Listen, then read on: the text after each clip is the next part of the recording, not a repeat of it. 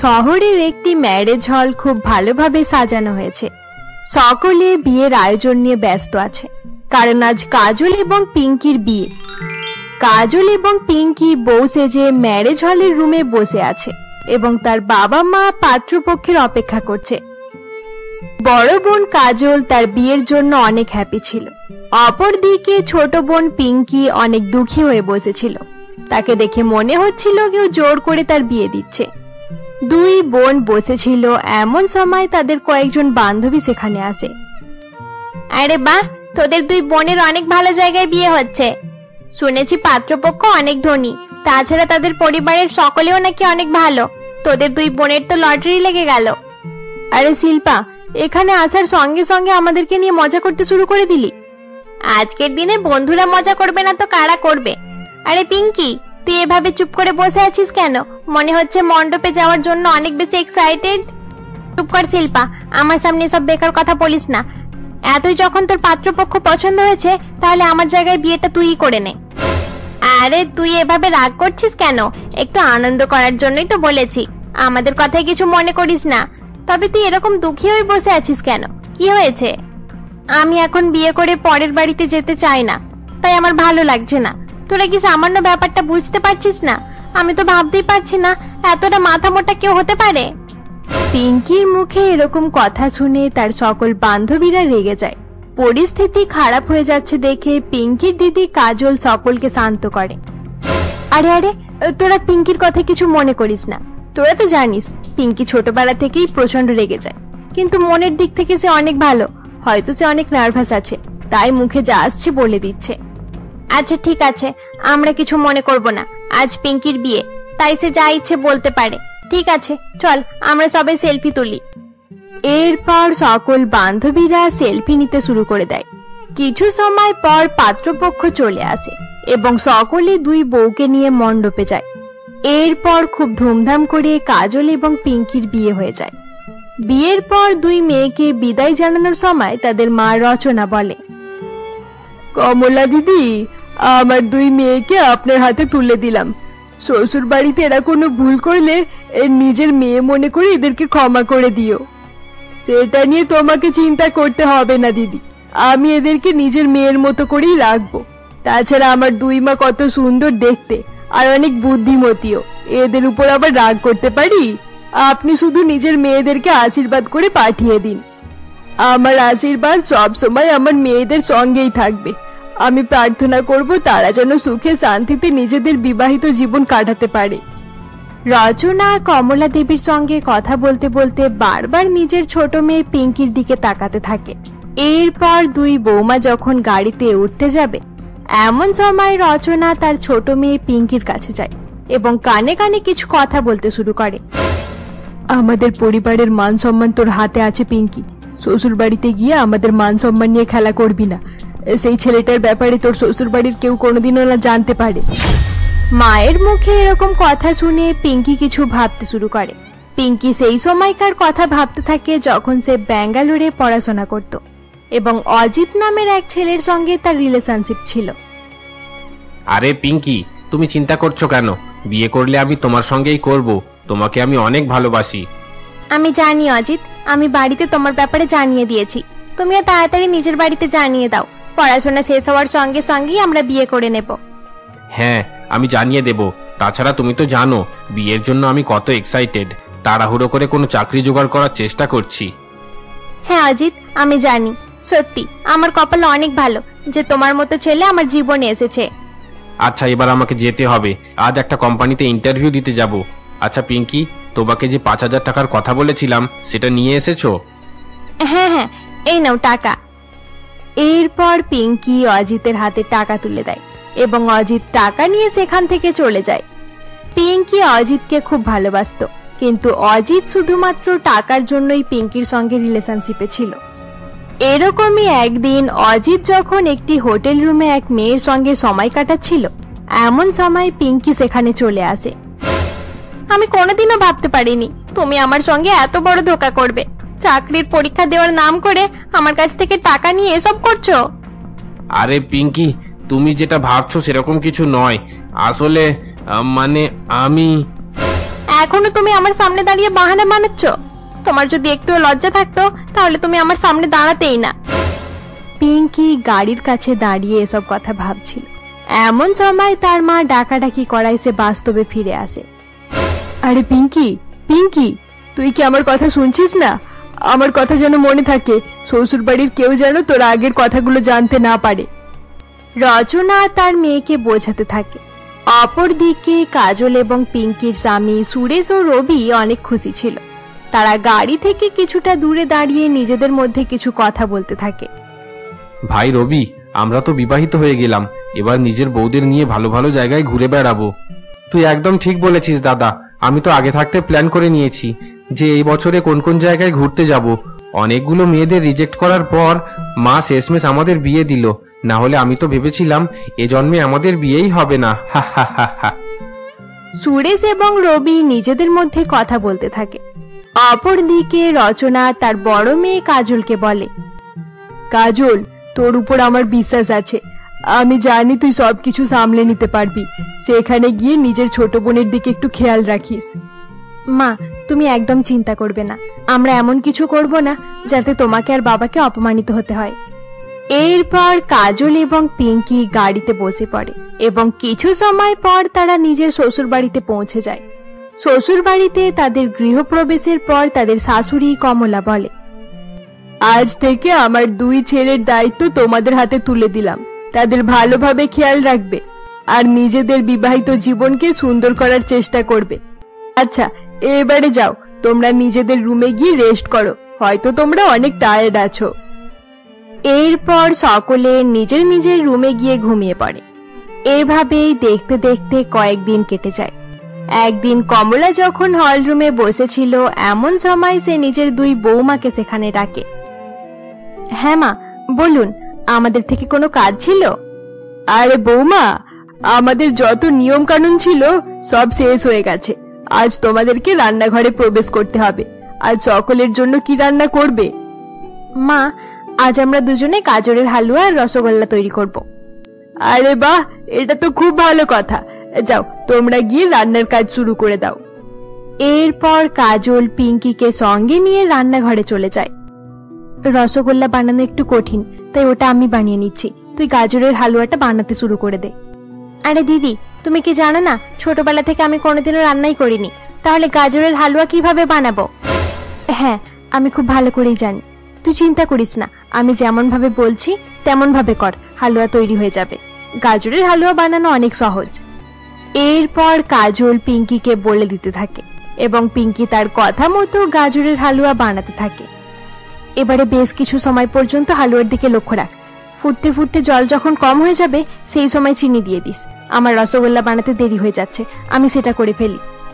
কাজল এই বলে রসগোল্লা বানাতে ব্যস্ত হয়ে পড়ে। কিছু সময় পর চিনি দেওয়ার সময় হলে পিঙ্কি চিনির পরিবর্তে গাজরের হালুয়াতে লবণ দিয়ে দেয়। দিদি, গাজরের হালুয়া তৈরি হয়ে গেছে। আমি একটা বাটিতে কিছুটা বের করে নিয়েছি।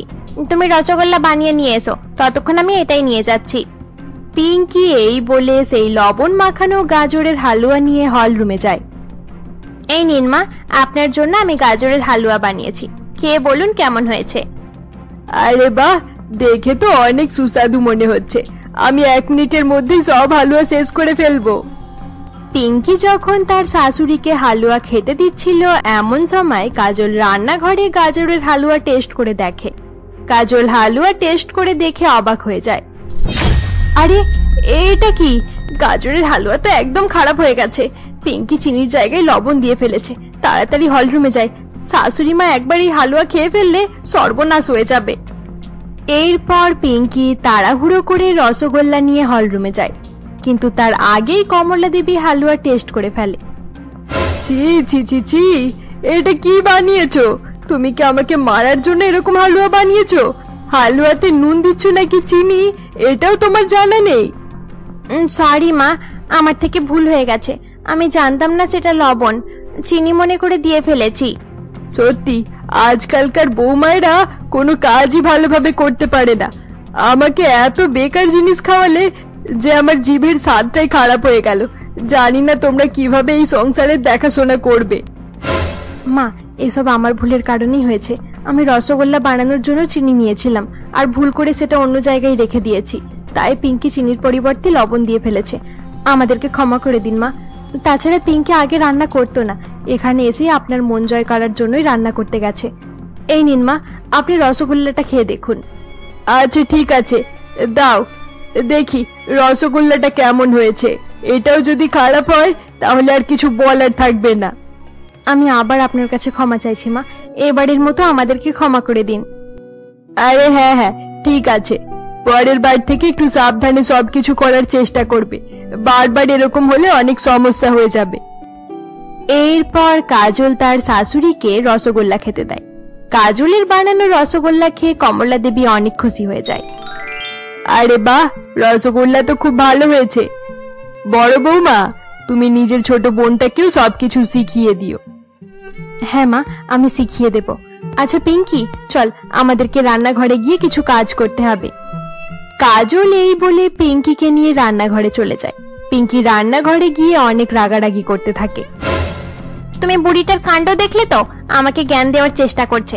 আজ পর্যন্ত বাবা মাও কোনোদিন আমার উপর রাগারাগি করেনি, তাহলে বুড়িটা এভাবে কথা বলবে কেন? আরে পিঙ্কি, তুই একটু আস্তে কথা বল। এভাবে জোরে জোরে চিৎকার করে বললে আমাদের শাশুড়ি মা শুনতে পেয়ে যাবে। তাছাড়া তিনি আমাদের মায়ের মতো, যদি একটু রাগারাগিও করে তাতে খারাপ লাগার কি আছে? দিদি, এবারে তুমি আমার মাথা খারাপ করা শুরু করে দিও না। সব সময় তোমার জ্ঞানের কথা আমার ভালো লাগে না। এটা মডার্ন যুগ, তাই প্রত্যেক মানুষের নিজের নিজের অধিকার আছে, যেটার জন্য আমাদের লড়াই করা দরকার। কিন্তু পিঙ্কি। আর কোনো কিন্তু নাই দিদি, আমি নিজের রুমে যাচ্ছি, আমার দ্বারা আর কোনো কাজ হবে না। আরেকটা কথা, শুধু শুধু আমার রুমে এসে আমাকে বিরক্ত করবে না, আমাকে একটু রেস্ট করতে দাও। পিঙ্কি এই বলে নিজের রুমে চলে যায়। কিছু সময় পর সুরেশ এবং রবি অফিস থেকে বাড়ি ফিরে আসে। কাজল লক্ষ্য করে দেখে রবি একটু দুঃখী হয়ে আছে। তাই দেখে কাজল তাকে বলে, কি হয়েছে ঠাকুরপো, তোমাকে একটু চিন্তিত মনে হচ্ছে, কোনো সমস্যা হয়েছে? আরে না না বৌদি, সেরকম কিছু নয়। আচ্ছা ঠিক আছে, এবারে তোমরা হাত মুখ ধুয়ে লাঞ্চ করে নাও। তোমাদের ব্যাগগুলো দিয়ে দাও, আমি সেগুলো রেখে দিচ্ছি। আরে বৌদি, তুমি আমাদেরকে নিয়ে এত টেনশন করছো কেন? ব্যাগগুলো তোমাকে কষ্ট করে রাখতে হবে না, আমরা নিজেরাই তো রাখতে পারবো। রবি একদম ঠিক বলছে কাজল, তুমি আমাদের জন্য খাবার বার করে দাও, আমরা রুমে গিয়ে ফ্রেশ হয়ে আসছি। আচ্ছা ঠিক আছে, তোমরা ফ্রেশ হয়ে এসো, আমি বাকি সকলকে খাওয়ার জন্য ডেকে নিচ্ছি। এরপর কাজল ডাইনিং রুমে খাবার লাগিয়ে দেয়। কিছু সময় পর বাড়ির সকলে সেখানে আসে এবং খাওয়া দাওয়া করতে শুরু করে দেয়। ছোট বউ পিঙ্কি সেখানে না থাকায় কমলা দেবী বলে, আরে বড় বৌমা, পিঙ্কিকে এখানে দেখতে পাচ্ছি না কেন, সে কোথায়? আসলে মা, পিঙ্কির শরীরটা একটু খারাপ লাগছিল, তাই সে নিজের রুমে রেস্ট করছে। সে বলে দিয়েছে শরীর সুস্থ হলে তখন খাওয়া দাওয়া করে নেবে। এটা তুমি কি বলছো বৌদি? পিঙ্কির শরীর খারাপ? এ ব্যাপারে সে আমাকে জানালো না কেন? ঠিক আছে, আমি তার কাছে যাচ্ছি। আরে ঠাকুরপো, তোমাকে এত ব্যস্ত হতে হবে না, বিশেষ কিছু হয়নি, সামান্য মাথা ব্যথা হচ্ছিল তাই রেস্ট করছে। তুমি খাওয়া দাওয়া করে নাও, তারপর পিঙ্কির কাছে যেও। কাজল খুব ভালো করেই জানতো পিঙ্কির ব্যবহার অনেক খারাপ। কাজল বারবার পিঙ্কিকে ডাকতে গেলে পিঙ্কি ঝগড়া ঝামেলা করতে পারে, এই ভয়ে কাজল তার কাছে যায় না। মা আমাকে পিঙ্কির খেয়াল রাখতে বলেছে, এখানে আমাকে অনেক সাবধানে চলতে হবে। পিঙ্কির জন্য যদি কোনো রকম সমস্যা হয় তাহলে বাবা মাকে অপমানিত হতে হবে। কিছু সময় পর খাওয়া দাওয়া শেষ হয়ে যায় এবং সকলে নিজের নিজের রুমে চলে যায়। পিঙ্কি তখনও লাঞ্চ করতে আসে না এবং রাগ করে নিজের রুমেই বসে থাকে। এত ভালো শ্বশুরবাড়ি পাওয়ার পরেও পিঙ্কি এরকম কেন করছে? সে এইসব একদম ভালো করছে না।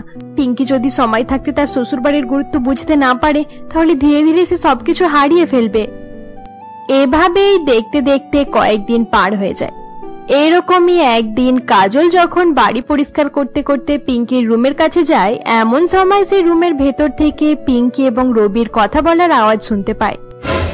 পিঙ্কি আর রবি নিজেদের মধ্যে কথা বলছে, একবার শুনে দেখি তাদের কি ব্যাপারে আলোচনা হচ্ছে।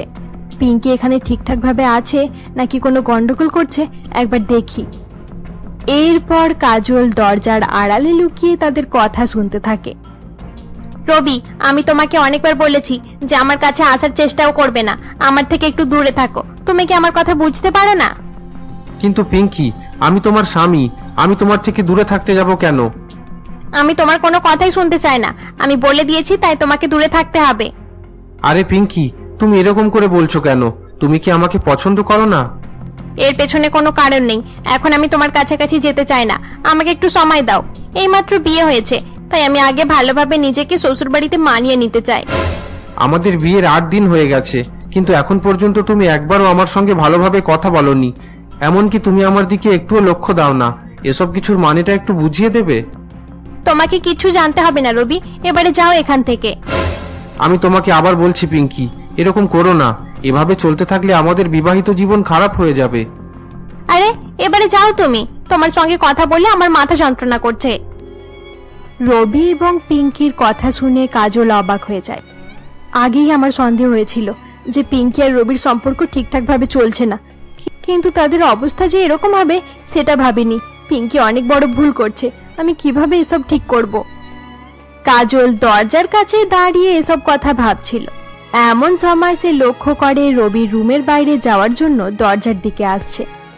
এরপর কাজল সেখান থেকে চলে যায়। অপরদিকে রবি দুঃখী হয়ে অফিসে যাওয়ার জন্য বেরিয়ে পড়ে। বেচারা রবি দুঃখী হয়ে অফিসে চলে গেল। পিঙ্কির কাছে গিয়ে তাকে একটু বোঝানোর চেষ্টা করে দেখি। কাজল এই বলে পিঙ্কির কাছে যায়। যেদিন থেকে বিয়ে হয়েছে আমার লাইফ খারাপ হয়ে গেছে। সবসময় এই বাড়িতে কোনো না কোনো অশান্তি হতেই থাকে। আমার তো লাইফটাই খারাপ হয়ে গেল। আচ্ছা, তুমি এখানে কি করতে এসেছো সেটা বলো। পিঙ্কি, তোর আর রবির সম্পর্ক ঠিকঠাক চলছে না কেন? কাজলের মুখে এই কথা শুনে পিঙ্কি প্রচন্ড রেগে যায় এবং সেখানে রাখা একটি কাঁচের গ্লাস আছাড় দিয়ে ভেঙে দেয়। গ্লাস ভাঙার শব্দ শুনে তাদের শাশুড়ি কমলা ও রুমের দিকে আসতে শুরু করে। এটা তুই কি করে দিলি পিঙ্কি? তুই এখন বাড়িতে নেই, এটা তোর শ্বশুর বাড়ি। নিজের রাগ কমানোর চেষ্টা কর, না হলে সর্বনাশ হয়ে যাবে। আরে বৌমা, তোমরা কি করছো? এই রুম থেকে কিসের শব্দ শোনা গেল? কাজল, এখানে কি নাটক চলছে? না মা, কিছু হয়নি। আমি আর পিঙ্কি দাঁড়িয়ে দাঁড়িয়ে কথা বলছিলাম, সেই সময় আমার হাত লেগে গ্লাসটা পড়ে গেল। আপনি চিন্তা করবেন না, আমি এখনই কাজগুলো তুলে দিচ্ছি। ঠিক আছে বড় বৌমা। আচ্ছা ছোট বৌমায়ের কি হয়েছে? সেইভাবে চুপচাপ দাঁড়িয়ে আছে কেন? তাছাড়া মুখ দেখে মনে হচ্ছে কোনো কারণে অনেক রেগে আছে। না না মা, কিছু হয়নি। আসলে সেদিন পিঙ্কি ভালোভাবে হালুয়া বানাতে পারেনি, তাই একটু দুঃখী হয়ে আছে। আরে বৌমা, সেদিনের কথার জন্য তোমাকে এত দুঃখী হয়ে থাকতে হবে না। প্রথমবার হালুয়া ভালোভাবে বানাতে পারোনি তো কি হয়েছে? পরে ভালোভাবে বানিয়ে খাইয়ে দিও। তোমাকে সেই কথা নিয়ে আর চিন্তা করতে হবে না। সব সময় হাসি খুশি থাকার চেষ্টা করো। কমলা দেবী এই বলে সেখান থেকে চলে যায়। তার চলে যাওয়ার পর কাজল নিজের বোনকে বলে, দেখেছিস তো পিঙ্কি, আমাদের শাশুড়ি মা কত ভালো। তুই আমাদের শাশুড়ি মায়ের ব্যাপারে কত খারাপ খারাপ কথা বলেছিলিস। তুই যা করছিস সেগুলো ঠিক নয়। এবারে রাগ ভুলে গিয়ে ভালোভাবে থাকার চেষ্টা কর। এই সবকিছু ওই বুড়িটার নাটক। আমি কারোর নাটক দেখে নিজেকে চেঞ্জ করতে পারবো না। তাছাড়া আরেকটা কথা পরিষ্কার করে বলে দিচ্ছি, আমি আর রান্না করতে পারবো না। যা করার তুমি একাই করে নিও। আচ্ছা ঠিক আছে, কাজ আমি সব করে নেব। কিন্তু পিঙ্কি, এসব করে কতদিন চলবে? কোনো না কোনো দিন তো তোকে নিজের সংসারের দায়িত্ব নিতেই হবে। আরে দিদি, আমাকে বিরক্ত করা বন্ধ করো। আমার বান্ধবী চম্পা আমাকে ফোন করবে, তাই আমি একটু ব্যস্ত থাকবো। এবারে তুমি যাও এখান থেকে। এরপর কাজল সেখান থেকে চলে যায়। কিছু সময় পর পিঙ্কির বান্ধবী চম্পা তাকে ফোন করে। চম্পা পিঙ্কির কলেজের বান্ধবী ছিল। আরে পিঙ্কি, তোর বিবাহিত জীবন কেমন চলছে? আমাদের জামাইবাবু কেমন আছে? তোকে আর কি বলবো চম্পা, আমি যেমনটা ভেবেছিলাম তেমন কিছুই হয়নি। একটা বোরিং হাজবেন্ড পেয়েছি, তাকে দেখলেই আমার অনেক বিরক্ত লেগে যায়। এসব তুই কি বলছিস পিঙ্কি? আমি একদম ঠিকই বলছি। তুই একদিন আমাদের বাড়িতে আয় না, তারপর আরো সব কথা হবে। কিন্তু পিঙ্কি, আমি শুনেছি তোর শ্বশুর বাড়ির লোকেরা অনেক ধনী মানুষ। তোর কপালটা তো খুলে গেল, তুই নিজের ইচ্ছে মতো জীবন কাটাতে পারবি। এদের টাকা পয়সা অনেক আছে, কিন্তু বুদ্ধি একটুও নেই। আচ্ছা চম্পা, তুই কবে আমাদের বাড়িতে আসবি এটা বল আগে। আরে তুই চিন্তা করিস না, আমি অবশ্যই তোদের বাড়িতে যাব। আমার একটাই ভালো বান্ধবী, আর সেটা তুই। আমি তোর সঙ্গে দেখা করতে যাব না, এটা তো হতেই পারে না। এবারে এত ঘুরিয়ে ফিরিয়ে কথা বলতে হবে না, কবে আসছিস সেটা বল। আমি কিন্তু এত সহজে তোকে ছাড়বো না। আচ্ছা ঠিক আছে, আমি 2 দিন পরেই তোর সঙ্গে দেখা করতে যাচ্ছি। হ্যাঁ হ্যাঁ ঠিক আছে, আমি এয়ারপোর্টে রবিকে পাঠিয়ে দেব, সে তোকে নিয়ে আসবে। এভাবেই দুই বান্ধবী অনেক সময় পর্যন্ত ফোনে কথা বলতে থাকে। একদিকে পিঙ্কি নিজের বান্ধবীর সঙ্গে কথা বলে সময় কাটাচ্ছিল, অন্যদিকে কাজল সকলের জন্য রান্না করছিল। কাজল পিঙ্কিকে কোনো রকম জোর করত না এবং যতটা সম্ভব বাড়ির কাজ একাই করার চেষ্টা করত। পিঙ্কি যখন ফোনে কথা বলছিল এমন সময় তার ননদ জুলি সেখানে আসে। জুলিকে হঠাৎ নিজের সামনে দেখতে পেয়ে পিঙ্কি অবাক হয়ে ফোন নামিয়ে নেয়। জুলি, তুমি এখানে? আরে ছোট বৌদি, তুমি এখানে বসে বসে ফোনে কথা বলছো? বড় বৌদি রান্নাঘরে একা কাজ করছে, যাও গিয়ে তাকে একটু কাজে সাহায্য করে দাও। এই বাড়ির কেউ ভালো নয়। কত ভালোভাবে নিজের বান্ধবীর সঙ্গে কথা বলছিলাম, এই জুলি এসে মুডটাই খারাপ করে দিল। আরে বৌদি, কি হলো? কি ভাবতে শুরু করে দিলে? যাও গিয়ে বৌদিকে সাহায্য করে দাও। জুলির কথায় পিঙ্কির খুব রাগ হয়, কিন্তু সে নিজের রাগ বুঝতে না দিয়েই রান্নাঘরে চলে যায়। জুলিও পিঙ্কির পেছন পেছন রান্নাঘরে যায়। জুলিকে দেখতে পেয়ে কাজল বলে, আরে জুলি, আজ তুমি কলেজ থেকে তাড়াতাড়ি বাড়ি ফিরে এলে কিভাবে? দাঁড়াও, আমি তোমার জন্য খাবার বের করে দিচ্ছি। বড় বৌদি, তোমার সঙ্গে আমার একটা কথা আছে। তুমি ছোট বৌদিকে কিছু বলো না কেন? সে সব সময় বসে থাকে আর তুমি একা একাই কাজ করতে থাকো। তাকেও কিছু কাজ করতে বলবে। জুলির কথা শুনে পিঙ্কি আরো রেগে যায় এবং অন্যদিকে মুখ ফিরিয়ে নেয়। পরিস্থিতিকে সামলানোর জন্য কাজল বলে, আরে জুলি, তুমি যেমনটা ভাবছো সেরকম কিছুই নয়। আসলে কিছুক্ষণ আগেই পিঙ্কিও রান্নাঘরেই ছিল। রান্না করতে করতে তার শরীর খারাপ হয়ে যাওয়ায় আমিই তাকে রেস্ট করার জন্য পাঠিয়েছিলাম। হ্যাঁ, সে ঠিক আছে। আমি লক্ষ্য করেছি ছোট বৌদি সবসময় রেগে রেগেই থাকে। তার মধ্যে একটা অহংকার আছে, কোনো কথার উত্তরও দেয় না। না না, তোমার একটু ভুল হচ্ছে, সেরকম কোনো ব্যাপারই নয়। আচ্ছা বৌদি, তুমি সবসময় ছোট বৌদিকে বাঁচানোর চেষ্টা করো কেন? তুমি কি তার অ্যাসিস্ট্যান্ট? আরে না না, সেরকম কিছুই নয়। তুমি এত চিন্তা করো না জুলি, সবকিছু ঠিক হয়ে যাবে। তুমি ডাইনিং রুমে গিয়ে বসো, আমি তোমার জন্য খাবার বের করে দিচ্ছি। জুলি পিঙ্কির ব্যাপারে নানা রকম কথা বলছিল। এমন সময় পিঙ্কির স্বামী রবি সেখানে চলে আসে এবং জুলির কথা শুনে প্রচন্ড রেগে যায়। এসব কি হচ্ছে জুলি? পিঙ্কি চুপ করে দাঁড়িয়ে আছে, তার মানে এটা নয় যে তুই তার ব্যাপারে উল্টোপাল্টা কথা বলবি। আরে দাদা, তুমি এই ব্যাপারে কিছু জানো না। আমার পুরো কথাটা শুনলে সবকিছু বুঝতে পেরে যাবে। আমি তোর কোনো কথা শুনতে চাই না। দেখতে পাচ্ছিস না তোর কথাগুলো পিঙ্কির কত খারাপ লাগছে? এখান থেকে যা আর তাদেরকে নিজের কাজ করতে দে। দাদার মুখে এরকম কথা শুনে জুলি খুব রেগে গিয়ে সেখান থেকে চলে যায়। জুলির চলে যাওয়ার পর পিঙ্কি মনে মনে কিছু ভাবতে শুরু করে। বাহ, খুব ভালো হয়েছে। আমাকে জ্ঞান দিতে এসেছিল, নিজেই জব্দ হয়ে গেছে। এই বোরিং লোকটার জন্য আমি যা চাইবো সেটাই করতে পারবো, কেউ আমাকে কিচ্ছু বলতে পারবে না। পিঙ্কি এসব কথা ভাবতে থাকে। অপরদিকে জুলি তার মায়ের কাছে গিয়ে সব কথা জানিয়ে দেয়। তার কথা শোনার পর কমলা বলে, আমার তো প্রথম থেকেই ওই পিঙ্কির উপরে সন্দেহ হয়। তার ক্যারেক্টারও খুব একটা ভালো মনে হয় না, তবে আমার মনে হয়েছে সময়ের সঙ্গে সঙ্গে সে ঠিক হয়ে যাবে। কিন্তু মা, যদি ঠিক না হয় তাহলে কি হবে? ও সব নিয়ে তোকে ভাবতে হবে না জুলি, তুই শুধু নিজের পড়াশোনার দিকে ভালো করে লক্ষ্য রাখ। আমি চাই না তোর পড়াশোনা খারাপ হয়ে যাক। এভাবেই দেখতে দেখতে 2 দিন কেটে যায় এবং পিঙ্কির বান্ধবী চম্পার আসার সময় হয়ে যায়। এরপর পিঙ্কি রবিকে এয়ারপোর্টে পাঠিয়ে দেয়। কিছু সময় পর রবি চম্পাকে সঙ্গে নিয়ে বাড়ি ফিরে আসে। চম্পা একটি ছোট জামা পরেছিল। পিঙ্কি চম্পাকে দেখে বলে, আরে বাহ চম্পা, তুই অনেক সুন্দর জামা পরে এসেছিস। এই জামাতে তোকে অনেক মানাচ্ছে। আচ্ছা পিঙ্কি, তুমি নিজের বান্ধবীর সঙ্গে কথা বলো, আমি অফিসে যাচ্ছি, আমার একটা ইম্পর্টেন্ট কাজ আছে। আরে এই কি জিজু, তুমি চলে যাচ্ছ? আমি তো ভাবলাম আমরা একসঙ্গে বসে গল্প করব। চম্পা রবির সঙ্গে এভাবে কথা বলাই পিঙ্কির হিংসে হয়। এরই মাঝে চম্পা হঠাৎ রবির হাতও ধরে নেয়। আচ্ছা জিজু, একটা কথা আছে। চম্পা এভাবে হঠাৎ করে রবির হাত ধরে নেওয়ায় পিঙ্কি অবাক হয়ে যায়।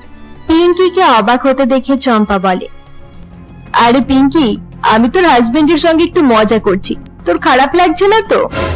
আরে না না, এতে খারাপ লাগার কি আছে? আজকাল তো এসব অনেক কমন ব্যাপার। তাছাড়া তুই তো আমার ব্যাপারে সবই জানিস। পিঙ্কি এবং চম্পা কথা বলতে শুরু করে দেওয়ায় রবি সেখান থেকে চলে যায়। এরপর পিঙ্কি এবং চম্পা হলরুমে গিয়ে বসে পড়ে। কিছু সময় পর কাজল এবং কমলা দেবী সেখানে আসে। আরে চম্পা, কেমন আছো? আমি ভালো আছি দিদি, তুমি কেমন আছো? আমি অনেক ভালো আছি। আচ্ছা চম্পা, তোমার ব্যাগগুলো আমাকে দিয়ে দাও, আমি সেগুলো তোমার রুমে রেখে দেব।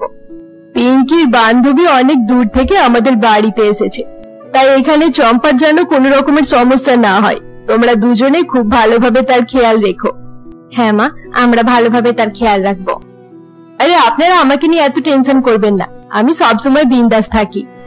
চম্পা 3 দিনের জন্য পিঙ্কিদের বাড়িতে এসেছিল, তাই সকলে খুব ভালোভাবেই তার খেয়াল রাখতে শুরু করে। এরপর সেদিন রাতের বেলা চম্পা পিঙ্কির রুমে বসে তার সঙ্গে গল্প করতে থাকে। অপরদিকে রবি অন্য একটি রুমে গিয়ে ঘুমিয়ে পড়ে। আরে পিঙ্কি, এখানে সবকিছু ঠিকঠাকই মনে হলো, কিন্তু তোর শাশুড়িকে দেখে মনে হচ্ছে সে অনেক ওল্ড ফ্যাশন একটা মহিলা। তো এরকম কেন মনে হলো? সে বারবার আমার জামা দেখছিল, মনে হচ্ছে তোর শাশুড়ির আমার ছোট জামা পরা পছন্দ হয়নি। আরে সেই বুড়ির কথা বাদ দে তো, সে প্রথম থেকেই এরকম। আচ্ছা তুই রাত্রে ভালোভাবে খাওয়া দাওয়া করেছিস তো? আরে হ্যাঁ, অনেক ভালোভাবেই খেয়েছি। কাজল দিদি খুব টেস্টি রান্না করেছিল। এখানে তোর যে কোনো জিনিসের প্রয়োজন হলে আমাকে বলে দিস। মাত্র 3 দিনের জন্য ছুটি কাটাতে এসেছিস, তাই এনজয় করিস খুব ভালো করে। চম্পা পিঙ্কির সঙ্গে গল্প করতে করতে তার পুরানো বয়ফ্রেন্ডের ব্যাপারে কথা বলতে শুরু করে দেয়। তুই যাই বল, তোর পুরানো বয়ফ্রেন্ড অজিতের থেকে আমি কোনোদিনও এটা আশা করিনি। সে যে এরকম খারাপ ছেলে বুঝতেই পারা যায়নি। তুই একদম ঠিকই বলেছিস চম্পা, আমি তো এখনো বিশ্বাস করতে পারছি না যে সে টাকার জন্য এরকম করছিল। আমি অনেক পরে জানতে পারলাম সে অনেক রকমের নেশাও করত। আমার মনে হচ্ছে এটাতে আমারও অনেক দোষ ছিল। আমি যদি অজিতের সঙ্গে তোর আলাপ না করাতাম তাহলে এসব কিছু হতোই না। আরে তুই নিজেকে দোষ দিচ্ছিস কেন? তুই কিভাবে জানবি যে অজিত এরকম খারাপ ছেলে? আচ্ছা ওসব কথা ছাড়, অন্য কোনো ব্যাপারে কথা বল। হ্যাঁ, একটা কথা না বলে থাকতে পারবো না। আচ্ছা পিঙ্কি, তুই এত শিক্ষিত মেয়ে, তাহলে কোনো চাকরি করছিস না কেন? পুরানো যুগের মহিলাদের মতো হাউস ওয়াইফ হয়ে থেকে গেছিস। তুই তো আমার শাশুড়িকে ভালো করেই দেখে নিলি, তোর কি মনে হয় সে মহিলাটা আমাকে চাকরি করতে দেবে? কোনোদিনও চাকরি করতে দেবে না। এসব কিন্তু আমার একদম ভালো লাগে না। সমাজে এখনো মেয়েদেরকে অনেক পিছিয়ে রাখা হয়েছে। মেয়েরা চাকরি করলে সমস্যা কিসের? আমি যদি চাকরি করার কথা বলি তাহলে আমার শাশুড়ি আর রবি বলবে যে কিসের অভাব আছে যার জন্য আমাকে চাকরি করতে হবে। চাকরি করলে তুই স্বাধীন হয়ে থাকতে পারবি, নিজের ইচ্ছে মতো জীবন কাটাতে পারবি। এভাবে বন্দী হয়ে থাকলে তোর জীবন আরো খারাপ হয়ে যাবে। পিঙ্কি এবং চম্পা সারা রাত গল্প করতে থাকে। চম্পার এভাবে বারবার বলায় পিঙ্কিরও চাকরি করতে ইচ্ছে করে। এরপর 2 বান্ধবী ঘুমিয়ে পড়ে। পরের দিন সকালে কাজল তাদের রুমে আসে। ডাইনিং রুমে আমি ব্রেকফাস্ট রেডি করে দিয়েছি, তোমরা এসে ব্রেকফাস্ট করে নাও। আরে কাজল দিদি, একটু দাঁড়াও, তোমাকে একটা জিনিস দেওয়ার আছে। পিঙ্কির জন্যও আমি কিছু নিয়ে এসেছি। কাল অনেক টায়ার্ড ছিলাম, তাই দিতে পারলাম না। তাই নাকি চম্পা? তুই আমাদের জন্য গিফট নিয়ে এসেছিস? চল চল তাড়াতাড়ি দেখাবি, চল। এরপর চম্পা তার ব্যাগের ভেতর থেকে 2টো জামা বের করে এবং কাজল ও পিঙ্কিকে দিয়ে দেয়। কাজল সেই জামা দেখে লজ্জা পেয়ে যায়। আরে চম্পা, তুমি এরকম জামা নিয়ে এসেছো কেন? আমরা তো এরকম জামা পরি না। আরে চম্পা, তুই কি জানিস না দিদি এরকম জামা কোনোদিনও পরেনি, তাই এসব ব্যাপারে কিছু জানেও না। আমার জন্য নিয়ে এসেছিস, খুব ভালো করেছিস। তবে আমার দিদি একটু ওল্ড ফ্যাশন, তাই তার এসব পছন্দ হবে না। আরে কাজল দিদি, এটা পরে তোমাকে বাইরে ঘোরাঘুরি করতে হবে না। এটা শুধু রাতে ঘুমানোর সময় পরবে। এটা পরলে জিজু তোমাকে আরো বেশি ভালোবাসবে। চম্পার এরকম কথা শুনে কাজল আরো লজ্জা পেয়ে যায় এবং চুপ করে সেখানে দাঁড়িয়ে থাকে। কাজলকে চুপ করে দাঁড়িয়ে থাকতে দেখে পিঙ্কি বলে, আরে চম্পা, তুই অনেক বেশি মজা করিস, দেখতে পাচ্ছিস না দিদি লজ্জা পেয়ে গেছে। আচ্ছা ঠিক আছে, এবারে তোমরা দুজন আমার গিফট নিয়ে নাও। তোমরা যদি গিফট না নাও তাহলে আমার অনেক খারাপ লাগবে। আমি অনেক পছন্দ করে এগুলো তোমাদের জন্য নিয়ে এসেছি। আরে হ্যাঁ চম্পা, আমরা অবশ্যই তোমার গিফট রাখবো।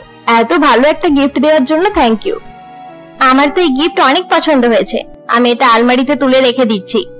আচ্ছা ঠিক আছে, তোমরা দুজনে এবার চলো, না হলে ব্রেকফাস্ট ঠান্ডা হয়ে যাবে। এরপর কাজল চম্পার দেওয়া গিফট নিয়ে সেখান থেকে চলে যায়। পিঙ্কি এবং চম্পা ব্রেকফাস্ট করার জন্য ডাইনিং রুমে যায়। তারা ডাইনিং রুমে গিয়ে দেখে সেখানে আগে থাকতেই সুরেশ, রবি এবং তাদের মা বসে রয়েছে। আরে চম্পা, এখানে তোমার কোনো রকম অসুবিধা হচ্ছে না তো? রাত্রে ঘুম কেমন হয়েছিল? খুব ভালোভাবে ঘুমিয়েছিলাম আন্টি। তাছাড়া এখানে এতজন আমার খেয়াল রাখছে, প্রবলেম হবে কেন? আচ্ছা ঠিক আছে, এসো এবারে ব্রেকফাস্ট করে নাও। এরপর চম্পা ব্রেকফাস্ট করার জন্য বসে পড়ে। সত্যি কথা বলতে আপনারা সবাই অনেক ভালো, এখানে আমার খুব ভালো লাগছে। চম্পা, এই নাও, আমি তোমার জন্য পায়েস বানিয়েছি। তুমি কি কি খেতে পছন্দ করো পিঙ্কির কাছে আমি সব জেনে নিয়েছিলাম, তাই আজ সবকিছু তোমার পছন্দেরই বানানো হয়েছে। ও থ্যাংক ইউ ভেরি মাচ দিদি। এখানে এত ভালোভাবে সবাই আমার খেয়াল রাখবে জানলে কয়েকদিন আগেই চলে আসতাম। এরপর সকলে ব্রেকফাস্ট করতে শুরু করে দেয়। কিছু সময় পর ব্রেকফাস্ট শেষ হয়ে গেলে সকলে নিজের নিজের কাজে চলে যায়। পিঙ্কি যখন নিজের রুমের দিকে যাচ্ছিল এমন সময় চম্পা তাকে বলে, আরে পিঙ্কি, বাড়িতে বসে থাকতে আমার একদম ভালো লাগছে না, চল আমরা দুজনে বাইরে থেকে ঘুরে আসি। আচ্ছা ঠিক আছে চল, এমনিতেই তুই প্রথমবার এই শহরে এসেছিস, তাই আমার দায়িত্ব তোকে ভালোভাবে শহরটা ঘুরিয়ে দেখানো। আচ্ছা তুই রুমে গিয়ে রেডি হয়ে নে, আমি কয়েকটা কাজ সেরে নিয়ে এক্ষুনি আসছি। এরপর চম্পার রুমে গিয়ে তৈরি হতে থাকে। অপরদিকে পিঙ্কি বাড়ির কয়েকটা কাজ করতে শুরু করে দেয়। 30 মিনিট পর পিঙ্কি রুমে গিয়ে দেখে চম্পা অন্য একটি ছোট জামা পরে তৈরি হয়ে বসে রয়েছে। তোর কাজ শেষ হয়ে গেছে? হ্যাঁ, কাজ শেষ হয়ে গেছে। তবে চম্পা, তোর উপরে এই ছোট ছোট জামাগুলো খুব ভালো মানাচ্ছে। আমিও যদি তোর মতো এসব জামা পরতে পারতাম তাহলে কত ভালো হতো। তাই নাকি? 1 মিনিট দাঁড়া, আমার কাছে তোর জন্য কিছু আছে। চম্পা এই বলে তার ব্যাগের ভেতর থেকে একটি জামা বের করে এবং পিঙ্কির হাতে দেয়। তোকে এত বেশি ভাবতে হবে না, এই নে, এটা আমার নতুন জামা, তুই এটা পরে নে। না না, আমি এই জামা পরতে পারবো না। আমি এটা পরলে অনেক ঝামেলা হয়ে যাবে। আমার শ্বশুর বাড়ির লোকেরা একটু অন্যরকম মানুষ। আচ্ছা ঠিক আছে, এই জামা আমি ব্যাগের ভেতরে রেখে নিচ্ছি। বাড়ি থেকে শাড়ি পরে চল, বাইরের কোনো লেডিস টয়লেটে জামাটা চেঞ্জ করে নিস। আমার আইডিয়াটা কেমন? আরে চম্পা, এটাও কোনোভাবে সম্ভব নয়। আমার ড্রাইভার বাড়িতে আসার সঙ্গে সঙ্গে সকলকে বলে দেবে যে আমি ছোট জামা পরে বাইরে ঘুরছিলাম। তুই অনেক বেশি টেনশন করিস। ড্রাইভারকে নিয়ে যাওয়ার কোনো প্রয়োজন নেই, আমি গাড়ি চালিয়ে নেব। বাহ, এটা তো খুব ভালো আইডিয়া। চম্পা, তোর মতো বান্ধবী যেন সবার কাছে থাকে। তোর কাছে আমার সব সমস্যার সমাধান আছে। ঠিক আছে, চল তাহলে এবারে আমরা বেরিয়ে পড়ি। এরপর পিঙ্কি এবং চম্পা বাড়ি থেকে বেরিয়ে পড়ে। চম্পা গাড়ি চালিয়ে যেতে থাকে এবং একটি লেডিস টয়লেটের কাছে গিয়ে গাড়ি থামিয়ে দেয়। এই তো আমাদের ডেস্টিনেশন চলে এসেছে, তুই এবারে যা, টয়লেটের ভেতরে গিয়ে জামাটা চেঞ্জ করে আয়। এরপর পিঙ্কি টয়লেটের ভেতরে গিয়ে চম্পার দেওয়া সেই ছোট জামা পরে বাইরে আসে। আরে বাহ, তোকে তো খুব ভালো মানিয়েছে। এবারে মনে হচ্ছে যে তুই একটা মডার্ন মেয়ে, না হলে এতক্ষণ পর্যন্ত গ্রাম্য মেয়ে মনে হচ্ছিল। চল গাড়িতে বস, এবারে ঘুরে আসি। এরপর দুজনে গাড়ি করে বিভিন্ন জায়গায় ঘুরতে থাকে। ঘোরাফেরা করার পর দুজনে রেস্টুরেন্টে গিয়ে খাওয়া দাওয়া করে। কিছুক্ষণ পর রেস্টুরেন্ট থেকে বেরিয়ে তারা আইসক্রিমের দোকানে যায়। আইসক্রিম দোকানের কাছে যেতেই পিঙ্কি রাস্তার ওপর থেকে কাজলের স্বামী সুরেশকে দেখতে পায়। আরে ওটা তো সুরেশ দাদা, তাড়াতাড়ি এই গাছটার পেছনে লুকিয়ে পড়ি, আমাকে এই অবস্থায় দেখলে সর্বনাশ হয়ে যাবে। আরে কি হলো, তুই এভাবে লুকিয়ে পড়ছিস কেন? ওই দেখ, ওইটা কাজল দিদির বর।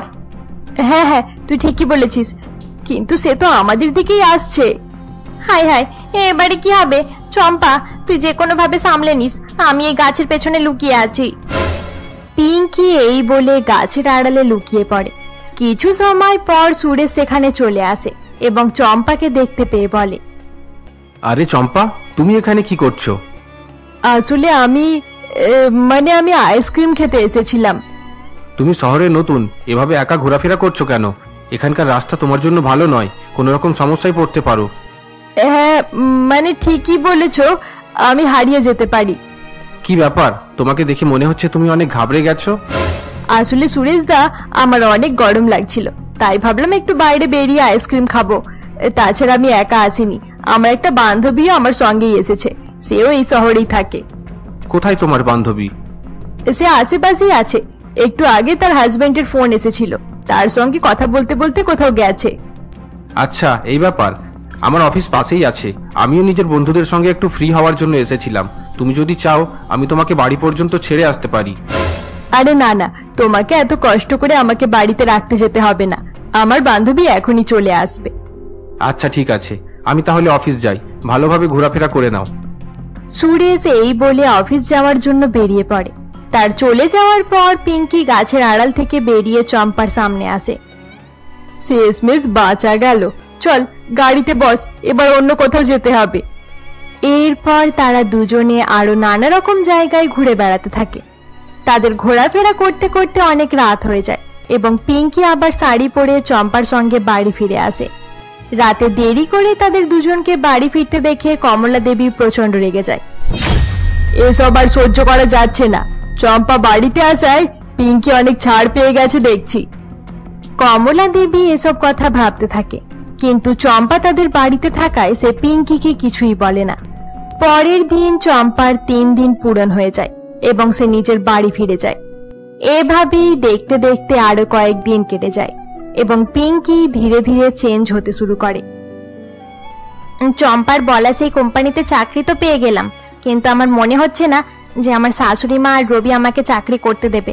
যাই, তাদেরকে এই ব্যাপারে একবার জানিয়ে দেখি, যদি তারা রাজি না হয় তাহলে আমাকে ঝামেলা করতে হবে।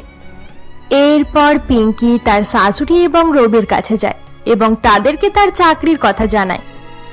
বৌমা, আমরা চাকরি করার জন্য তোমাকে আটকাবো না, কিন্তু চাকরি করতে যাওয়ার সময় নিজের আর আমাদের বাড়ির মান সম্মানের কথা মাথায় রাখতে হবে। তোমার জন্য আমাদের পরিবারের মান সম্মানের কোনো ক্ষতি যেন না হয়। ঠিক আছে মা, আমি খেয়াল রাখবো। পিঙ্কির চাকরি করাতে সকলে রাজি হয়ে যাওয়ায় সে অনেক খুশি ছিল। অপরদিকে কাজল পিঙ্কির ব্যবহারে অনেক চিন্তিত হয়ে পড়ে এবং তার রুমে গিয়ে তাকে বোঝানোর চেষ্টা করে। পিঙ্কি, তুই সত্যি সত্যি চাকরি করতে চাস নাকি আবার সেই ছেলেটার জন্য বাড়ি থেকে বাইরে যেতে চাইছিস? তুমি কি বলতে চাইছো দিদি? আমার কথায় কিছু মনে করিস না পিঙ্কি, আমি তোর দিদি আর আমি সবসময় তোর ভালোই চাইবো। আরে দিদি, তুমি চিন্তা করো না, সেরকম কোনো ব্যাপার নয়।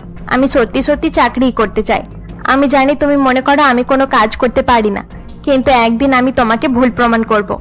আচ্ছা দিদি, এবার আমি রেস্ট করব, তুমি আমাকে একটু ঘুমাতে দাও। এরপর কাজল সেখান থেকে চলে যায়। পরের দিন থেকে পিঙ্কি অফিস যেতে শুরু করে দেয়। পিঙ্কি অফিসে অ্যাকাউন্টেন্টের কাজ করত। এভাবেই দেখতে দেখতে কয়েকদিন কেটে যায় এবং অফিস থেকে পিঙ্কিকে প্রমোশন দেওয়া হয়। প্রমোশন পাওয়ার পর থেকে পিঙ্কি সকলের সঙ্গে আরো বেশি খারাপ ব্যবহার করত। এরকমই একদিন সকলে যখন ডিনার করতে বসেছিল, এমন সময় পিঙ্কি বাড়ি ফেরে। বৌমা, তোমাকে আমি আগেই বলেছিলাম বাড়ির মান সম্মানের খেয়াল রাখবে, তুমি কি আমার কথা বুঝতে পারোনি? এখন রাত 10টা বাজে আর তুমি এই সময় বাড়ি ফিরছো। পিঙ্কি তার শাশুড়িকে কোনো উত্তর দেয় না এবং চুপচাপ নিজের রুমে চলে যায়। এরপর কমলা দেবী পিঙ্কির পেছন পেছন রুমে আসে। তুমি এটা মনে করো না যে চুপ করে থাকলে আমি বলা বন্ধ করে দেব। তুমি এই বাড়ির বৌমা, তাই তোমার রাত রাত পর্যন্ত বাইরে থাকা ঠিক নয়। এই বাড়ির ছেলেরা রাত রাত পর্যন্ত বাইরে থাকলে আপনার তাতে কোনো সমস্যা হয় না, বৌমা বাইরে থাকলেই যত রকমের সমস্যা। এমনিতে দেরি করে বাড়ি ফিরছো, তার উপরে আবার মুখে মুখে তর্কও করছো। তোমার বাবা মা কি এটাই শিখিয়ে পাঠিয়েছে? কমলা রেগে গিয়ে পিঙ্কিকে এসব কথা বলছিল। এমন সময় কাজল সেখানে চলে আসে। কাজল তার শাশুড়িকে বোঝানোর চেষ্টা করে, কিন্তু কমলা দেবী কাজলকেও অনেক বকাবকি করে দেয়। অপরদিকে রবি দাঁড়িয়ে দাঁড়িয়ে দেখতে থাকে, কিন্তু কিছুই বলে না। এখনো সময় আছে, নিজের অভ্যাস ভালো করে নাও, না হলে ভবিষ্যতে তোমার অনেক খারাপ অবস্থা হবে, আমার কথা মনে থাকে যেন। এরপর সকলে সেখান থেকে চলে যায়। সকলের চলে যাওয়ার পর পিঙ্কি কান্নাকাটি করছিল। এমন সময় রবি তাকে বলে, আরে পিঙ্কি, তুমি এভাবে কান্নাকাটি করছো কেন? তোমার বাড়ি ফিরতে দেরি হবে, এটা যদি ফোন করে মাকে জানিয়ে দিতে তাহলে এইসব হতো না। চুপ করো তুমি, আমি তোমার সঙ্গে কোনো কথাই বলতে চাই না। আমি ভালো করেই বুঝতে পেরে গেছি তুমি কোনো কাজের নয়। মা আমাকে অত কিছু বলে চলে গেল আর তুমি চুপচাপ দাঁড়িয়ে দেখছিলে। আমাকে ক্ষমা করে দাও পিঙ্কি, আসলে মা তখন অনেক রেগেছিল, তাই আমি কিছু বললাম না। তুমি অনেক ভীতু মানুষ, তাই তোমার থেকে কোনো আশা রাখাই বেকার। এরকম করে বলো না পিঙ্কি, তুমি আমার ওয়াইফ, আমি যে কোনো অবস্থায় তোমার সাপোর্ট করব। তুমি চিন্তা করো না, সবকিছু ঠিক হয়ে যাবে। এরপর পিঙ্কি এবং রবি ঘুমিয়ে পড়ে। পরের দিন থেকে পিঙ্কির শাশুড়ি তার সঙ্গে কথা বলা বন্ধ করে দেয়। এভাবেই দেখতে দেখতে 1 সপ্তাহ কেটে যায় এবং রবির অনেক বোঝানোতে কমলা দেবী পিঙ্কির সঙ্গে কথা বলতে শুরু করে। এরকমই দেখতে দেখতে ভ্যালেন্টাইন্স ডে চলে আসে। সেদিন রাতের বেলা সুরেশ কাজলের জন্য নতুন জামা নিয়ে আসে। একই সাথে রবি ও পিঙ্কির জন্য কয়েকটা গিফট নিয়ে আসে। আরে বৌদি, পিঙ্কি কোথায়? পিঙ্কি তো এখনো অফিস থেকে বাড়ি ফেরেনি। সে আমাকে ফোন করে বলেছে আজ বাড়ি ফিরতে দেরি হয়ে যাবে, কারণ অফিসে কাজের অনেক চাপ রয়েছে। ঠিক আছে, আমি একবার তাকে ফোন করে কথা বলে নিচ্ছি। এই বলে রবি পিঙ্কিকে ফোন করে, কিন্তু পিঙ্কি তার ফোন রিসিভ করে না। রবি বারবার চেষ্টা করতে থাকে, কিন্তু পিঙ্কি ফোন তোলে না। বৌদি, আমি পিঙ্কির অফিসে যাচ্ছি, সেখানে গিয়ে তাকে সারপ্রাইজ দেব। হ্যাঁ ঠাকুরপো, এটাই খুব ভালো হবে, পিঙ্কি অনেক খুশি হয়ে যাবে। এরপর রবি বাড়ি থেকে বেরিয়ে পড়ে এবং কিছু সময় পর হাতে একটি ফুল নিয়ে পিঙ্কির অফিসে পৌঁছায়। এই তো পিঙ্কির অফিসে এসে গেলাম। এভাবে হঠাৎ করে তার সামনে গিয়ে দাঁড়ালে সে অনেক খুশি হয়ে যাবে, হয়তো আনন্দে আমাকে জড়িয়ে ধরতে পারে। এসব ভেবেই আমার কত ভালো লাগছে। রবি এসব কথা ভাবতে ভাবতে পিঙ্কির কাছে যায় এবং কেবিনের বাইরে থেকে পিঙ্কিকে দেখে অবাক হয়ে যায়। Thank you very much Ajit, আজ তুমি হঠাৎ করে এখানে এসে আমাকে অবাক করে দিলে। আরে ডার্লিং, আমি কতদিন থেকে আজকের দিনের অপেক্ষা করছিলাম। তাছাড়া তোমার মতো সুন্দর মেয়েকে ভ্যালেন্টাইন গিফট না দিলে কি হয়? রবি নিজের চোখের সামনে পিঙ্কি এবং অজিতকে একসঙ্গে দেখে অবাক হয়ে যায়। পিঙ্কি অফিসে আসার নাম করে এই ছেলেটার সাথে প্রেম করছে। আমি কোনোদিন ভাবিনি পিঙ্কি এভাবে আমাকে ঠকাবে। তার মন জয় করার জন্য আমি কত কিছু করছি, কিন্তু তারপরেও সে আমাকে ধোঁকা দিচ্ছে। রবি কেবিনের বাইরে দাঁড়িয়ে এসব কথা ভাবছিল। এমন সময় পিঙ্কি তাকে দেখে ফেলে। পিঙ্কি তাকে দেখার সঙ্গে সঙ্গে অনেক ভয় পেয়ে যায়। এরপর রবি যখন চলে যাচ্ছিল এমন সময় পিঙ্কি তার কাছে আসে।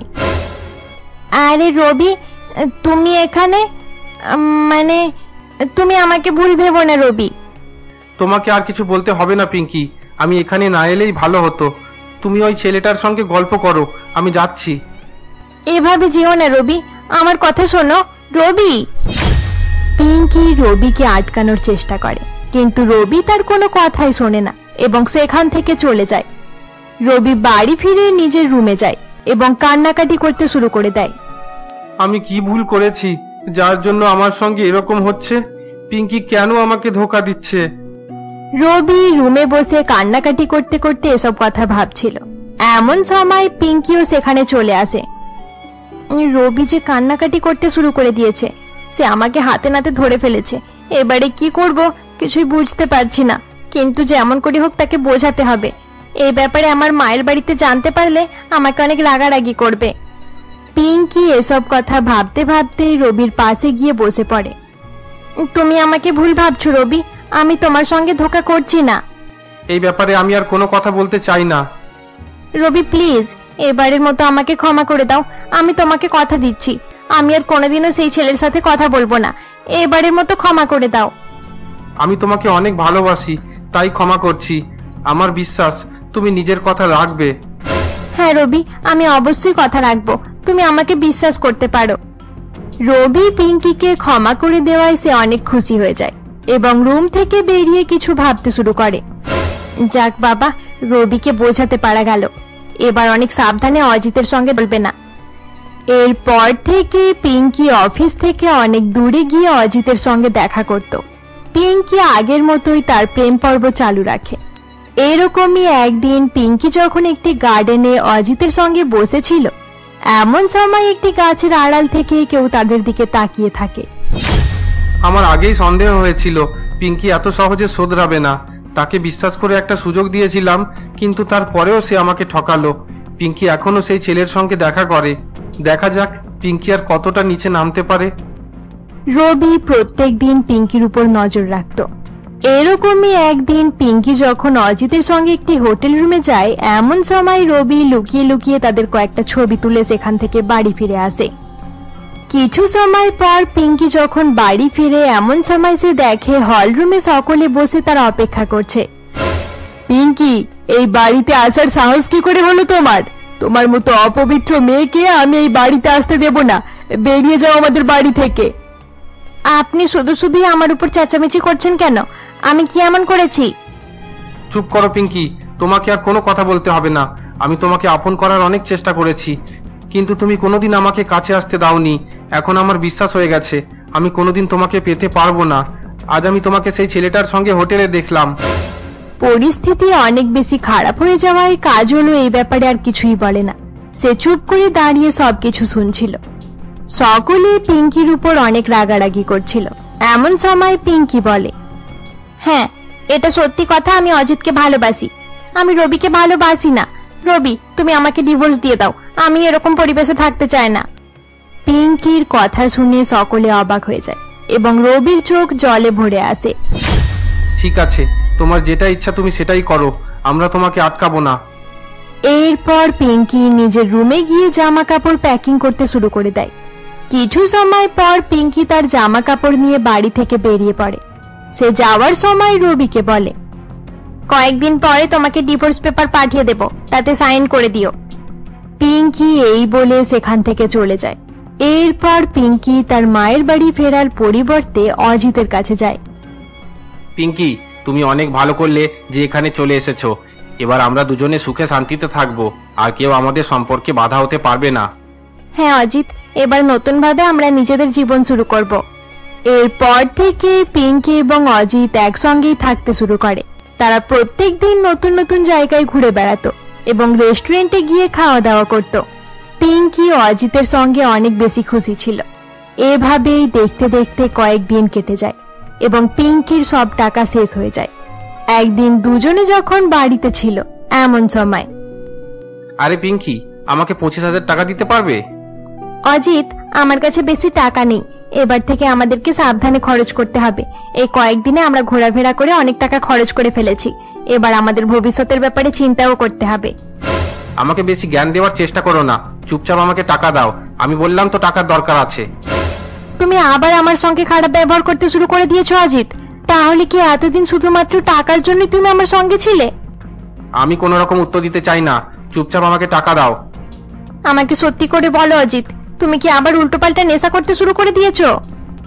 পিঙ্কি এই বলে অজিতের পকেটে হাত দেয় এবং সেখান থেকে একটি নেশার জিনিস পায়। আমি কত আশা করে তোমার কাছে এসেছিলাম, ভেবেছিলাম তুমি চেঞ্জ হয়ে গেছো। এবার ভালোভাবে আমরা নতুন জীবন শুরু করতে পারবো, কিন্তু তুমি এখনো সেই আগের মতোই রয়ে গেলে। অনেকক্ষণ থেকে মাথা খারাপ করছো, তোমার বেকার কথা শোনার টাইম নেই আমার কাছে। তাড়াতাড়ি টাকা দাও। অজিত এই বলে পিঙ্কির ব্যাগ থেকে টাকা বের করতে যায়। পিঙ্কি অজিতকে আটকানোর চেষ্টা করায় অজিত তাকে জোরে একটি চড় মেরে তার ব্যাগ থেকে টাকা নিয়ে সেখান থেকে চলে যায়। অজিতের জন্য আমি পরিবারের সকলকে ছেড়ে দিয়েছি। সে আমার জন্য নেশা ছাড়তে পারছে না। আজ রাতে সে বাড়ি ফিরুক, এই ব্যাপারে তার সঙ্গে কথা বলবো। সে যদি নেশা ছাড়তে না পারে তাহলে আমি তার সঙ্গে আর থাকবো না।